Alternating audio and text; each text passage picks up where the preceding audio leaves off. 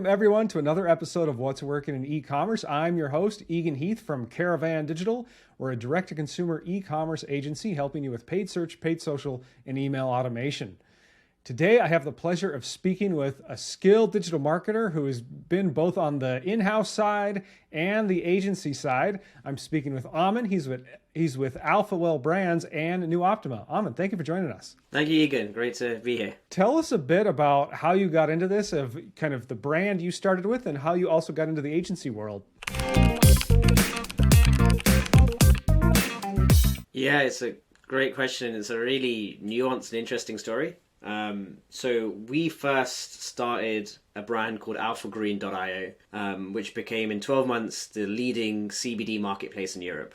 So we had seen this amazing rush of cannabis and CBD around 4 or 5 years ago in the Canadian and the US markets. And the proposition was to go and create an equivalent idea or a CBD marketplace in Europe, which was, let's say, 4 or 5 years behind the American markets. And if the numbers were to go by from how big the American markets got, Europe was bound to be a winner. So we went into the European marketplace. We created the best CBD marketplace, which was essentially connecting the top 200 to 400 CBD brands with as many customers as possible that were relevant to that criteria. So they were either chronic pain sufferers, anxiety sufferers, or sort of sleep insomniacs or sleep sufferers, let's say. The difficulty, though, in the CBD space is that you can't advertise very easily.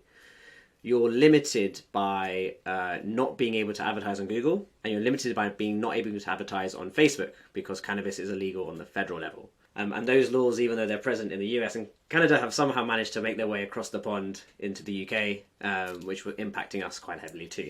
So as an e-com owner, we had basically been cut off at the knees and didn't have the two main e-com channels that most brands use. So from there, we decided, as we were growing the marketplace, we chose SEO as a growth channel. It was unaffected by those restrictions, and we doubled down and created a content team internally of 20 plus people.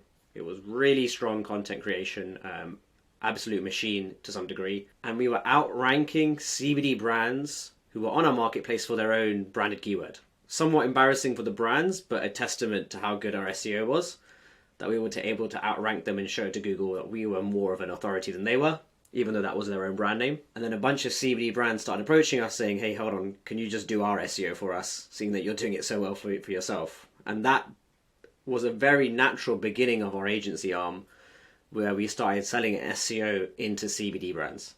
And that was the very, let's say, month one beginning of it, in about, say, 16 months from inception. Yeah. And can you share some level of what's that agency at now? However you talk about, the growth there, how big you guys are, just to give listeners and viewers a sense of how successful that's been. Yeah, so it took us around, I want to say like maybe 18 months of two journeys of creating the agency, closing it up, creating it again. But we're now a 7-figure agency, over 25 clients, all VC backed. And most of them were doing SEO. But the ones where we've got great trust and great relationships with, we actually do email marketing, web development, PPC ads. So SEO is the first service that we offer. But once we're deep in a brand, we realize there's loads of other things to do. Since that we're also brand owners ourselves with the Alphagreen.io marketplace and Alphawell brands, we kind of look at revenue from a different point of view. We're seeing it from like, where are the other levers that we can pull? And we have a very innate picture of how to grow an e-com brand, as opposed to someone that's, say, not experienced in actually having one. This is great context. Thank you. Can you share some of that strategy or playbook on how you did SEO for that first CBD brand that led you to dominate even over the brands selling the products themselves? So what was that playbook like? What did you guys do? We wrote the best content on the internet. We went crazy. We were writing, we had done research deeply into topics. All our writers were trained in cannabis and CBD, so they were genuine experts. Probably the best writers in Europe were in our company. I'd be very confident to say that, for that cannabis and CBD space. We had over 4,000 products on our site, and we wrote the product descriptions for every product description was unique. It was around 500 plus words to 2,000 words, depending on the competition. So we were taking a brand that maybe had like a very poor product description and just absolutely 10xing it and dominating. And using all the research that we have, and using all our own findings, we used to then run YouGov surveys and pay for actual research to get data back from consumers to also push back into our marketplace. So we were genuinely bringing better content, more volume of content, and unique content to the play, which no other CBD brand was investing into because they didn't see SEO as a growth channel, but we did. I've got to drill into that, Aman. So how are you guys writing 500 to 2,000 word product descriptions? That's going to sound crazy to people watching this or listening to this. Walk us through that. Like, what is that content talking about? That's a long blog post in some cases, and you're saying that's a product description. Yep, it was talking about the product, the benefits, the features, CBD, cannabis, the types of CBD in the market. We were trying to teach this as like, if you land on a product page, you still need to be educated. We genuinely believe that people still weren't educated by that point to make a purchasing decision, and we were right in that theory. I still don't believe the majority of people buying CBD actually know it to the depth that they probably would like to make that purchasing decision. Do you have one of those pages handy? Can you show us one and share it and talk us through it? Sweet. So this is probably version 10 of the marketplace. It's gone through a lot of iterations and journey. This was not what it looked like in day one. In day one, we did not care one piece about branding. I kid you not, we just took out any Magento theme and just did SEO. Like, it was irrelevant what the page looked like in our eyes. If we didn't have traffic, there was no point optimizing for anything. So our point of view has always been distribution first, everything else second. So there's a lot going on in this product page, with multi-buy discounts. There's some support, some like objection handling, let's say, some AOV boosters on the top, some reviews with the product pictures. This one is, we need to read these ones again, but then you have like the lab report. There's a short description. We took a lead from Amazon. We went with bullets. They worked really well. People like reading bullets. It's cleaner, it's easier. There's a how to use section. There's a review section. So there's these sections where you're hitting description. It's uncollapsing it. You've got sublingual soother. You've got hit the sweet spot, pure and clean, created specially for you, made with care. Each of those is in bold with a colon, and then there's at least a sentence or more specifically talking about each one of those. And you're saying that's similar to the bullet points in like an Amazon product. Is that right? Yeah, exactly. So if you go on Amazon, you'll notice that always in maybe 4 or 5 bullets is the description. Leading with the benefit first most of the time. We want to get an emotional response and then back it up with logic. Yeah, there's a table on the left. It looks like dosage and results and very scientific looking sort of table. On the description, there's kind of a smaller table. What are people gleaning from this? What are they getting out of these tables? Because that's very interesting. So there is a lot of mistrust in the CBD industry, and we tried to attack this from showing lab reports. In retrospect, it probably wasn't the best move. This is an interesting journey. We went through the point where consumers needed to be educated. They want to see, they want to be trusted. There was a lot of false media going out at the time. To one point in the argument, it gives the consumer trust, or some consumers trust. To another point in the argument, some consumers get confused. And so you're always towing this line because you can't be something for everyone. So some people don't want to see lab reports. That's why we put it at the end of the gallery. It's the last image. So some people will never actually see it, and some people will see it if they choose to, drill in, dive that further, and they're like that sort of skeptical buyer, let's call them. And the table at the bottom is more just, very basic features that, help the consumer. Okay, look, I get it. It's an oil. It's an isolate. The brand's Alphagreen. Like, just very simply, let me get away from the details. That's awesome. One other thing I'd call out on this page is, I don't know what the word is, like very short and sweet sorts of things with little, what we used to call clip art or little graphics by them. So up by add to cart, I see secure transaction with a little lock, 30 days money back guarantee with a pile of coins, free live chat consultation with an expert. That's awesome.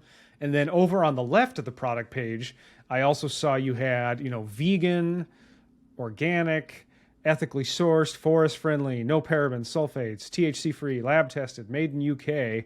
All these things that may or may not be important to an individual shopper, but in this case, we just want to make sure we're hitting on those and people can see that information quickly. Is that right? Correct. icon texts are my favorite way to communicate. I'll be honest. It's worked great in pitch decks. It works great on ecom. It probably works great everywhere. Icon text, you call it? Oh, I call it just icon then text, like little Icon text. Got it. Okay. It acts like a bullet point as well, if you kind of think of it that way. Makes sense. All right. Can you show us the how to use and the customer reviews sections too that are they're collapsed by default and you can open them up? Yeah. Yeah. So how to use, for example, it says place 3 drops under the tongue twice a day. 1 drop contains 5 milligrams of CBD. There's a storage instructions. There's advisory information. We added this information based off our live chats. So we would get questions on live chat. They'll be like, "Oh, how much do I take?" And we're like, "Great." So we know we get this question a lot. Is there a way for us to answer that question, like as an objection? Think of it from a sales pattern or a B2B sales. How do I answer this question before it's even asked? Because the consumer clearly is worried about it. So we tried to put it into an accordion how-to section. We will always still get asked this question because it is a confusing topic for CBD, but it would definitely asked a lot less once we add this information to the product page. That's great. That's a huge tip of what are the questions you're getting in live chat, and let's answer those right on the product page. Correct. And then we have some customer reviews. People very rarely open them actually, which is interesting. They just see the 32 here, they see the Trustpilot, they see the Trustpilot again in the corner. It's good enough. It's good enough, and the consumer's like, "Cool, I get it." They don't really go in that deep at that point. When you say no one's opening this up, are you looking at heat maps? Is that how you know that? Heat maps, yeah, clicks. We're tracking stuff. And so some do click on it, but it's less than you'd think, which is surprising. Okay, yeah. Is there more content further down we should talk about? Yeah, so this is a little bit of a cheeky tactic we've been using. It's a cross-sell block. We create ghost products. So say we want to launch a new product, and we don't want to pay for the MPD, we don't want to pay for the design, the branding, etc. We just create a product as if it was being sold. We let consumers buy it, we will refund them straight away, and we just want to see if that can rank organically on Google. It's just a way for us to test the waters on that category, on that idea, and test if that distribution channel is even interesting or not. Yeah. You said we don't want to pay for the MPD. What is that? The new product development. So there's various costs associated. Yeah, so you might be, there's a lot of, any launching a product, it takes tens of thousands of pounds in realistic numbers, or dollars even for your audience. So it's going to be, you got to be careful where you want to spend, and we try to de-risk that as much as possible. Got it. So some of these cross-sell products, they may not even be available yet, and we're testing demand. Is that right? Yeah, none of these are available at all. And then I see farther down, we got better taste, better value. Here's the gummies. Is that further cross-sell? Yeah, so we've gone for this. This is probably a bad example because we've gone the Alphagreen page and we're crossing into Alphagreen. But on other products which are not our brand, say other brands, another CDM, we will cross-sell heavily away from them into our own products. Okay. So you've got, I don't know what the right word is, you've got private label your own products, and then you're selling some other products as well. Okay. Let's call them third-party brands for terminology's sake. Great. Okay, we're still going down. I'm seeing ready to give CBD a go. Choose us. 30-day money-back guarantee. And now we're into product details. Is this product details for the product they were looking at the top with the add to cart and everything? Correct. Yeah. So we're talking about the CBD. We're describing CBD, what it can be used for, why we like the CBD, why ours is the best. Our technology to extract. That's the bulk of the top section. Each of these is a paragraph, maybe 3 to 5 sentences, it looks like, maybe more. Yeah, and then we go into ingredients. We explain where we've got the CBD from. We have some lab reports mentioned, and then we have an FAQ section. I was going to ask, is this marked up with schema, or that could show up on Google? Okay. Correct. So FAQs are a big fan of ours.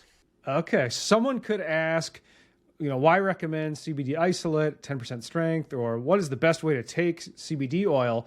Potentially they could see this FAQ, what is the best way to take Alphagreen CBD oil? That could show right up on Google's rich snippet or featured snippet. Is that right? Correct. So we really like playing for featured snippets. On product pages, we play, let's say rich snippets or just rich text. So we obviously are passing reviews to Google. So we'll have our reviews pop up and populate in Google search. We'll have our FAQs populate in Google search. And on blog pages, we will even have a key point summary at the start of a blog section, which again features in Google search. So we really try to optimize for appearing and taking as much real estate as possible. Like we see it as, can we get as much land on page 1?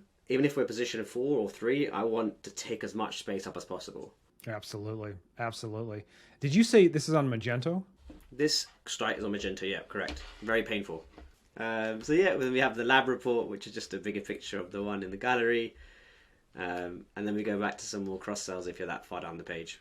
Love it. I could see this from what you showed me and some of those more detailed product descriptions farther down the page. I was going to guess this is probably, what do you think, 500 to 600 words of text on the page? What do you think? Definitely on the lower end for sure, yeah. You're saying lower end, but for anybody watching this, that's probably very much the higher end. They're not putting anywhere near as much text into their product descriptions. Yeah, it's the game we had to play in this category. Like, it's not, I'm not saying it should be the be and end all of all categories. Like, the biggest answer to SEO is it depends with anything. Yeah. And the category of CBD is just so competitive. It's probably one of the most competitive niches in SEO. That and finance, basically, is you're going to be fighting against the big dogs here. Absolutely. Thank you for showing this product page. Is there a blog post you can show us and talk us through, like you were saying? Yeah, this is interesting. So we have our agency on, which is Nuoptima. We write two types of content on Nuoptima. We write content about Amazon because we have an Amazon brand and we want to develop thought leadership there. And we have a lot of content on SEO, i.e. we want to capture potential SEO leads by writing about SEO. In fact, if your agency can't rank for SEO, but they're an SEO agency, you've got to start questioning what's going on. They better have media sites or their own sites to show you that they have progress. Otherwise, for me, that's a red flag. Makes sense. So say, for example, I look at, let's go into Amazon Insights. How to protect your brand on Amazon. Key points, bullets. Exactly, here we go. So there's a few things going on this page, and I'm going to leave that pop-up open as well. So you have a content section on the left-hand side. It's a sticky sidebar nav. So if I scroll down, it scrolls with the page. Got it. Cool. We have our headline, you have the date. I want to show to Google it's up to date, or when I do update it, the data is visible. On the right-hand side, so it's a 3-column page. On the right-hand side, I also have another sticky block, but it's a call to action that's relevant for that page. Yep. So every page on our website has been tagged on its category, so then the developers know which call to action to put on that page that's relevant. Yeah. So in this case, the blog post is about Amazon, how to protect your brand on Amazon. The call to action on the right is request an Amazon audit. Correct. Cool. So this is like at scale. And then we have a pop-up that came on through Opt-in Monster. And because the page was about protecting your brand on Amazon, I said, do you need Amazon management and support? Speak to our experts. And so I've been a bit more specific about the page because it's faster as a marketer to do that than get the dev team to go, I need you to change that exact call to action on that landing page, which creates a lot of friction. And now in the actual blog post, we have a key point section, which is 3 bullets. Generally, it's always between 2 and 4 bullets, which outlines the results of. If you wanted to get the answer for this whole blog in like 10 seconds, you just read these 3 bullets. Love it. We want to get the answer straight away. Like Google, here's the answer. We deserve to be ranked number 1. We then go through the depths of it. We have infographics, which are custom made. We have more bullets. More bullets again. More custom infographics. We can keep scrolling down. We have some more call to action blocks, depending on where we want to sell. So that's a way to get conversions. I'm also seeing a lot of subheaders in here as well of subtopics. I assume these are H2s and H3s and things like that. Correct. Avoid using stickerless commingled products. Think about becoming a vendor, hire an agency. So we're really breaking it up so Google can understand what are the subcategories or subtopics within this broader blog post, right? Yeah, and we've added a block, basically a Calendly embed to all the pages. I got this tip off Seed Legals, which do a lot of they're a SaaS company for legal tech for startups in the UK. They had this block. They said they were getting great conversions from it. So we're testing currently having a Calendly straight at the bottom embedded, so you can literally book the call on that page without having to go anywhere. And then we have an FAQ as always. Let's not forget them. And then we have a author block, which again is great, just to show, some authority in that space as well. And then we go to related posts, which is just cross-pollinating with other posts. Wow, that was great. Thank you for going through that. When you have an e-commerce client, are you being as aggressive with the call to action to get people from the blog post to a product page? So it depends what we're doing for that ecom client. For most SEO clients, we go like, we're going to really focus on the SEO. You guys pick up the conversion element to it. So you guys, run your Klaviyo or run your email pop-ups. If we do the email marketing for them, I'll also jump in and do the sign-up forms for them. So I'll have contextual pop-ups to the page. So I might even show you an example now, which is quite cool. Okay, so one of our clients is fullcompany.com. They're a spirulina drinks brand. So let me zoom in very quickly. Mm-hmm. Spirulina drink is really interesting. Normally, spirulina is found only in the tablet format or the powder format. It's not already found in a carbonated beverage, not even a carbonated, just a beverage format in a can. Mm-hmm. And so we were writing content for their ideal customer persona or their ICP. And we know that, wellness drinks, hangover drinks, it sort of fits in the same topical area. So we created a piece saying, what are the 12 best drinks for a hangover? Mm-hmm. Now, if you click into this page, again, similar section, you get the full key points. We go through some imagery. They currently have an offer on. But what I want to see is a contextual pop-up. I hope will pop up if I scroll around a bit. There we go. So because I do their email marketing, I know what the intent of that page is. I understand it. So I created a pop-up where I didn't want to ask for an email. I wasn't ready. I don't think the consumer was ready for that. So I said, fight your hangover with spirulina. Click to learn more. I just want to create curiosity, nothing else. Wow. And say the consumer clicks on that, I'm funneling them down the consumer journey into the product page. And here they can start to learn more. If they want to learn more, they can. If they don't, that's okay. They get a 15% off. Now it's relevant for a 15% offer. Mm-hmm.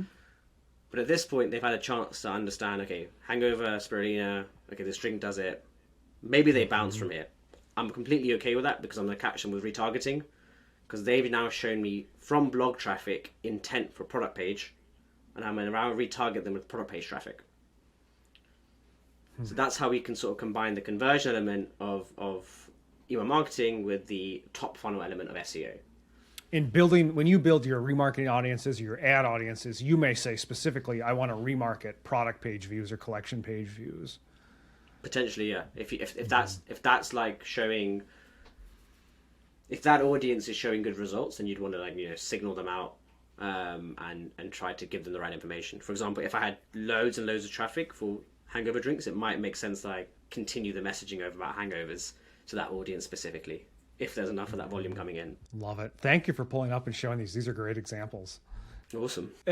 I know we've been speaking at length here. I just have a few more questions for you if you have time. It sounds like you guys went right to running a large team. It sounds like a lot of them were European based. Talk to us a little bit about, what kind of investment should brands be ready to make? You mentioned the venture capital thing of most of your clients are VC backed. Talk to us a little bit about, how do you talk with clients or prospects about the investment of SEO and the time payoff and things like that? Is this something that bootstrap brands can do? Just talk to us a little bit about, the payoff of SEO and the time period and how you talk about that.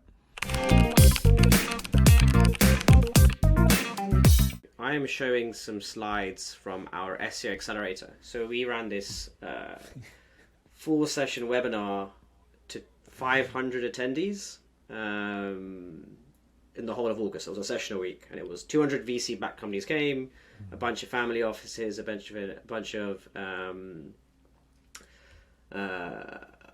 of big corporate companies came as well, and we were just talking about SEO. And these are the slides from session one, which is super strategic. Like we're going like CEO level thinking. Like how do I go really high level and think about the growth channels?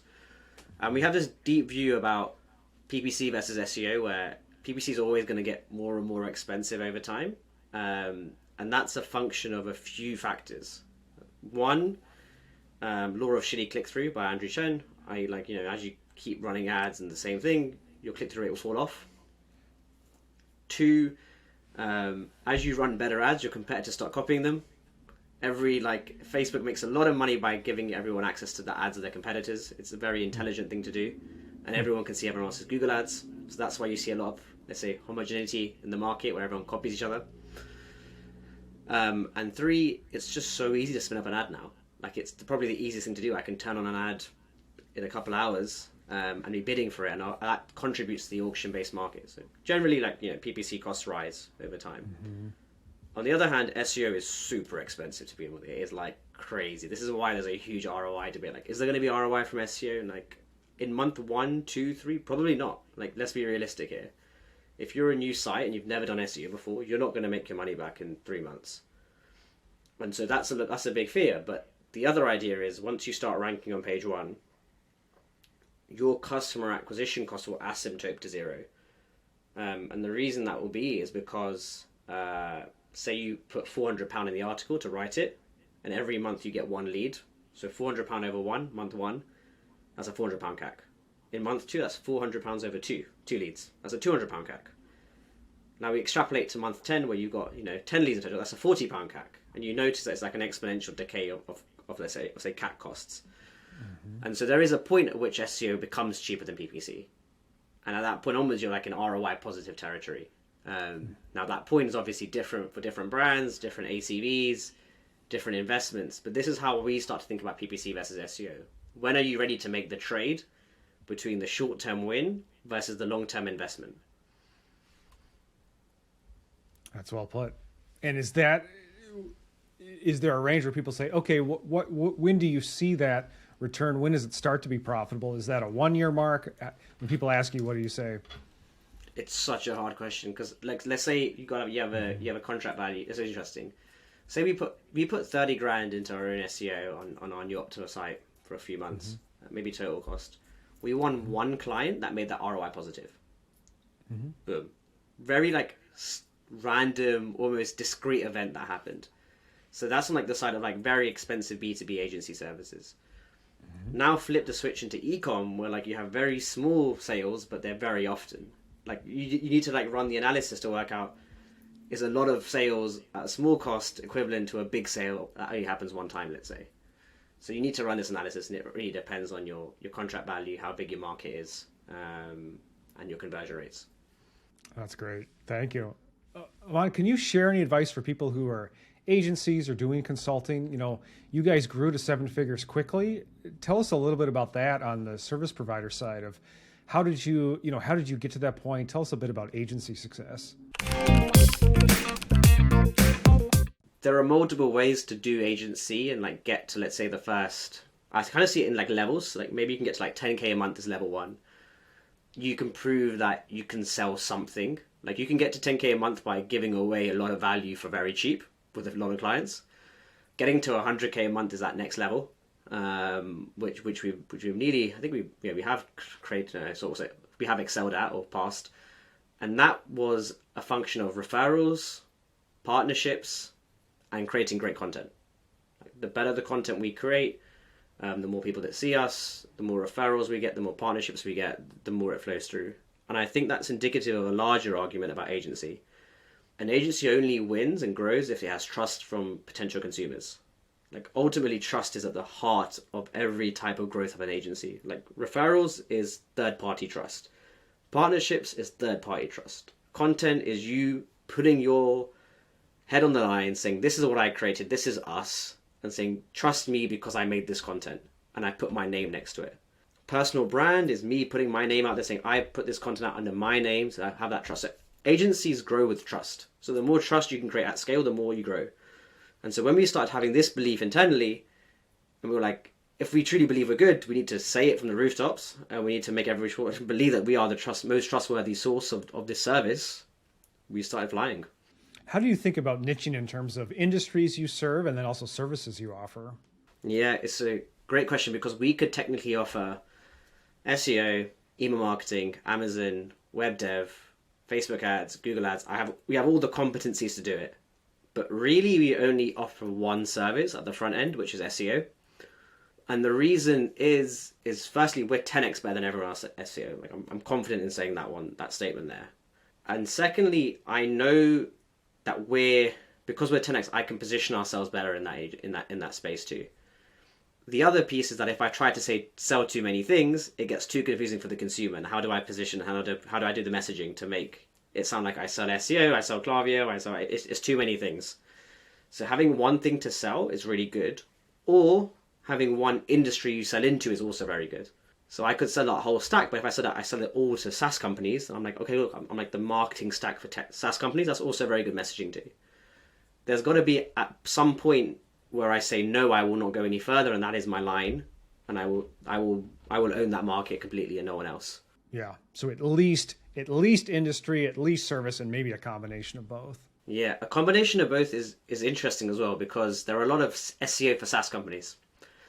And I was thinking deeply about, I don't want to become an SEO for SaaS company only because I think there are so many other cool industries to play outside of SaaS.